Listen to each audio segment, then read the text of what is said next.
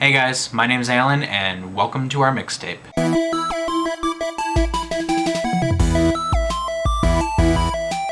So the whole idea here is that we're going to talk about various musical production techniques, songwriting aspects, all kinds of fun stuff. So like one week we might be talking about compression settings inside your multi-tracker, another week we might be talking about how to use MIDI, and then signal to noise ratio, and just all kinds of cool stuff to make your recordings sound as polished as possible, as professional as possible, and also some things that'll help with songwriting, whether it's like how we approach lyrics or how we build chord structures, etc.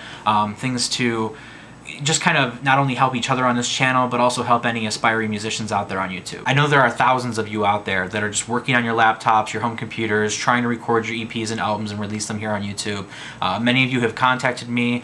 For those of you who don't know, I co-founded DFTBA Records with Hank Green, and we release nothing but YouTube artists. So we have over 10 titles out right now, and they were just people who were making music on YouTube and started getting a fan base based on that music, and we worked with them to produce a physical CD that they could then sell through our shop and through our distribution methods. I myself have released a little bit of music. My first EP was with Tom Milsom. It's called Taking Leave. And I worked with Tom because I'm not a singer. You won't hear me sing on this channel at all. Any of the projects, the musical projects that I work on here, will feature a guest vocalist, whether it's somebody from this channel or just another musician that I like working with on YouTube. So with today being our first day and all, I didn't want to get too technical with the different things that we talked about, so I'm going to start with something very simple. Now, some of the things we talk about on this channel, some of the topics, you guys might already know. You might be an expert at them, you might even know more than we do.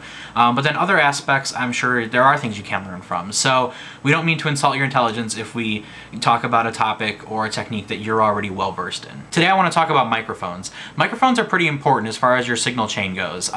It's what's capturing your sound, and microphones can add a lot of color to your sounds. They can completely enhance or completely destroy your performance based on the quality and the type that you're using and the way that you're using them. So there's basically two types of microphones. There are condenser microphones, which are a little bit more expensive and a little more pro, depending on the situation, and there are dynamic microphones. This is a typical condenser mic. It requires external power to run. That means you need to plug it into a preamp or a sound card that can power your microphone. They're way more sensitive than a dynamic microphone is. So microphones like this are best used for human voices, pianos, violins, anything that has a wide dynamic range. It can go from very soft to very loud. Of the dozens of people I've seen on YouTube use a condenser microphone, 90% of them have used it incorrectly. So I just want to show you the way that you would speak or sing into a condenser microphone. The condenser mic picks up sound right here. So if you're going to talk into a condenser microphone, you want to talk into the face of it. You don't want to talk into the top of it or the side of it or the back or anything like that. You want to be right in the front and facing the microphone when you speak. Also important is how far away from the microphone you are. The closer you are to the microphone, the lower signal to noise ratio you're going to have, which is a topic for another video. But if you already know what that means, basically the closer you are to the microphone, the clearer you're going to sound and the more professional you're going to sound.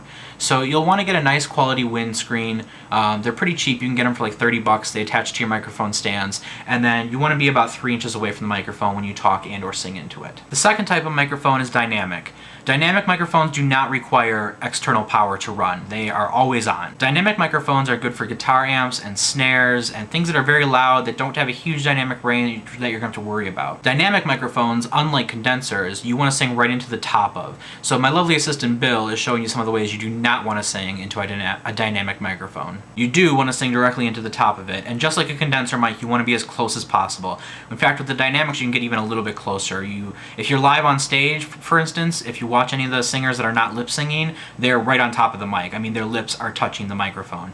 You do not want to be singing into these things from a few inches away. It's just not going to pick up your sound very well. So I think that's it for today. I hope you guys are excited about this channel. I know I am. It's going to be so much fun talking about all this music stuff with people who are interested in it and willing to listen.